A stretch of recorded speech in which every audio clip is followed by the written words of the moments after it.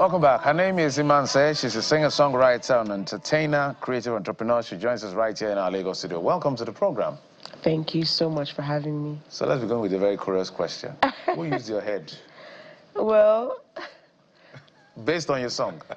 I mean, a few things happened, in life in general, where you feel like people try to outsmart you, and then you learn from it, you grow from it, and that's where that song came from. So you don't want to give us the full What do you say? That you become street smart. You become very street smart, very fast. If you grow up in Nigeria, you have to, be smart and be fast. So what did it cost you? Ha! What did it cost me? Some money, some time, some setbacks, a few things. Okay. So let's talk about your music in general. People have different reasons why they get into a space. Okay. And make it their forte, make it their life's mission, and all of that. So for you, as a singer-songwriter, what is the motivation here? I feel like most of my music passes a message. I like to say something in my music, even if it's fun or vibes. I like to really speak for people, I think music is a vehicle for, I don't want to use the word activism as it were, but people are going through things. I feel like your music should mirror stuff that either you are going through or what other people are going through. So that's like my biggest motivation for being a musician. Yeah, I'm still stuck on the hook, the chorus. Borrow, make me shine. That's that part, right? Yeah, there's a I'm part. sure that's your favorite part too. I kind of like it. I like the entire song actually. It was one of the biggest records in 2020. I think 1 or 2.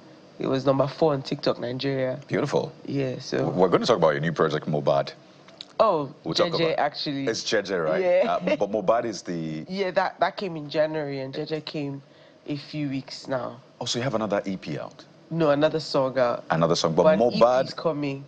So all of them will be in the new EP coming? Yes. Yes. Okay. Lovely. I want you to speak to this. Which would you describe yourself as? New cat, old cat, semi-new cat, in the cat sense of it? Where do you place yourself in the industry timeline in that sense? Okay, I'm not a new cat. I'm not a new cat. Because, I've gone through a few things in the industry, and I've been nominated for Heady Awards, so I wouldn't say that I'm just like fresh out the boat. But I feel like I'm not a established cat yet, because there are a few milestones I'm yet to hit. I want to see myself #1 on the top 100 Nigeria charts. There's some charts I need to see myself on to be, an established cat. So you're not even talking new or old cat. Yours is more established cat. Yes, that's what you're looking cat. at. Yeah, because it's not about new or old. You can be in a space for 30 years and make no impact. Ooh. And you can be in a space for 1 year and be an established cat. It's just that in Nigeria, longevity comes to the conferment of legend. Yes, exactly. So that's the way it works here. So if somebody has been in the space for 25, 30 years, this one is a legend. Whether I did a song or 10 songs, it's really... So you were speaking to some of the questions he asked you, but you didn't land on your thoughts. So let me allow you land on your thoughts. Okay. So what are the challenges you're facing to be in that established space? And define to us, maybe using references as to what you mean in your books, an established artist. Yes. Okay, so what are the challenges? Let's take it one by one. What are the challenges for, that, gets you to be established? So for me, I would say first things first, funding, right? Being backed. It's a bit more difficult for female artists. I say this all the time. It's a bit more difficult for female artists to kind of clinch funding, but I'm seeing things shift. I'm seeing a shift. I kept saying that we've had like a almost 90-10 percentage, that's ratio male to female artists. And this, if you're having a show, 10 of the artists might be men, and then 2 are females. We have very few household female superstars, right? So there's a gap somewhere. When you speak to investors, which I sometimes do, they're always asking, oh, can you find me a 16-year-old guy? Or can you find me, they're asking, they're asking for specifics, and they probably want male. You know what I mean? So people are now coming around to seeing, with the success of, like, Fave, Thames, because they were the cats that broke through without, I would say, like, okay, Fave had like Empower, but Thames, it was like more of an independent breakthrough from my books, and then it's like, okay, you know what, we can back females and they can really soar with the right strategy, so there's things missing, like, funding, strategy, backing. Those things affect your real rise. Yes. That's beautiful. I want to get a bit personal, because I noticed that last year you seemed a bit quiet, social media-wise, and I'll tell you this. Oh, my goodness.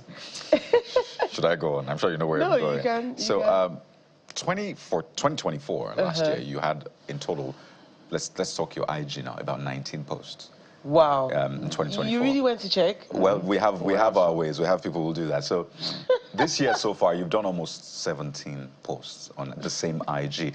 Again, it may be a decision. Was it deliberate or something? Why 2024, we expected to see like every week. So was that deliberate? Was that a rediscovery process for you? But what exactly happened last year? Okay, so I've had many I'm done with this industry moments. And 2024 was a step back moment. I had to take a slight break, which I did. I traveled. And I had, I don't really have a great relationship with social media. For creative, it's terrible, but I'll be the first to admit, everyone on my team knows. They have long talks with me about it. The distance, I always say the distance between my content and social media is like 6,000 miles. Oh dear.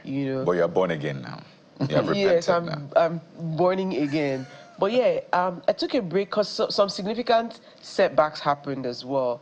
I had tried to negotiate a deal for another artist because I wanted to kind of maybe quit my brand and then focus on, get like do what other people were doing, power other people. Yeah. And then there were a lot of betrayals and disappointments with that situation. So I decided to, maybe take a step back and like rethink everything. And it was perfect because going away for that long really gave me fresh inspiration, fresh energy. I wrote fresh songs, you know what I mean? And then I feel like I have like 3 EPs coming out this year. Yeah. Just a 365-day calendar year, you have 3 EPs. I know. I don't know how to fit it in, but I will. It's a promise I've made to myself. It's not even about anyone. It's just like, I'm going to make up for the lost time in the silence last year, yeah. So let's talk about that challenge. I'm going back to that challenge of when I asked you to identify what it is that is affecting female artists. I talked about being established and your definition. From what you are doing now and what you intend to do, what are you planning to use to hack that challenge so that you become as successful as you should? Because some of us were on radio before you came to TV, so we understand this space, this creative space a lot. And if you talk to investors, executives, some of them, oh, the female logistics is quite tasking. They talked about acceptance. They talk about but these young ladies are very talented. We can't throw them away. And the more we see them, the more younger ones will be inspired to go in that direction. So now that you're in that space, whether you're established or not, what are you doing? What do you intend to do to at least help expand that horizon for a lot of people? You know what? I like what you said because it's such a broken clock or a broken record how people complain about the logistics of female artists, because they complain about our hair is expensive, makeup, wardrobe. If to get a female artist on a stage or to get her on any platform might cost you, before you could even pull it off with 100,000, because makeup artists were still taking like 10, 15K. Now with the rising cost of fuel and so many things, Uber cost, the Uber from mainland island now is about 20 to 30K on a terrible day. So imagine how the additions are going to add up for us, you know. I think what I plan to do, regardless of all these challenges, is push through and keep speaking to investors, keep convincing them that we are good business. You know, when I look at the creative space, especially on the acting side, the movie making industry, women have dominated so much more, you know, because I'm actually considering, not even considering, I'm going to start creating content as well. So short films, documentaries, all that stuff. But I see how women have actually even, I would say, are dominating that space. Yeah. You know, it's harder on the music side because there's a lot more intricacies going on with music. But I plan to keep speaking to investors. I plan to keep saying we are good business, bet on us. You know what I mean? We can't go further without your bets. We can't go further without your resources. We can't go further without your funding. You know, my plan is to keep asking and soliciting bets on us. Beautiful. Another thing is creating independence within yourself. So right now, I know how to do my makeup. I know how to style my hair. I know how to put a few things together as well to eliminate certain costs. I know how to make PowerPoint proposals. I know how to pitch to investors. I know how to, you know what I mean, do a few things. DIYs, so yeah. If you come and sign me or work with me or invest in me, Yeah.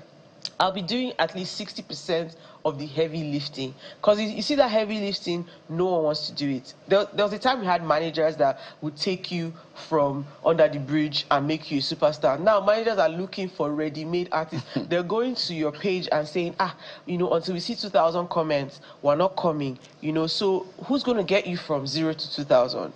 It's not a lot. So you have to do, the artist now has to do a lot of heavy lifting. There you go. And I love how you break it down so well. You should start a master class on this if you're not thinking of that already. But we can't have you on the show. We can have Imanse not here. If it's Jeje or... Even if you're lying for 30 seconds. We just want to hear it because you now strike us as music exec, label boss in the making kind. Oh, it's a lot goodness. of things. But we still need to hear the artist, right? So which do you want to give us on this Easter Monday? Okay, let me see. Let me do... should I do JJ? Let me do Never in My Life. 30 seconds. Yeah. Tell me why your life be like this. Lay mama in the mud like this. Oh, borrow money, gonna form like this. Pay my need on this big Spanish. Oh, when it running, no go turn up for me, my guy. You kinda go. Ain't no go tap if you fall out with me. Why lie? Borrow, make me shine. Wuru to the answer. Where they one day form this guy. Makachuku oti bario. Never in my life. Them go use my head again. Them go use my head again. Never in my life. Them go use my head again. Woo. Them go use my head, oh. Ladies and gentlemen, Imanse. Well, I queue behind you. Never in our life. Never again. Yes, Imanse, singer, songwriter, entertainer, creative entrepreneur. Thank you for coming on the program. We appreciate it. Thank you so much. Thank you for having me. All right, fantastic. From one musician to the next. Join us again in just a moment. We'll be right back.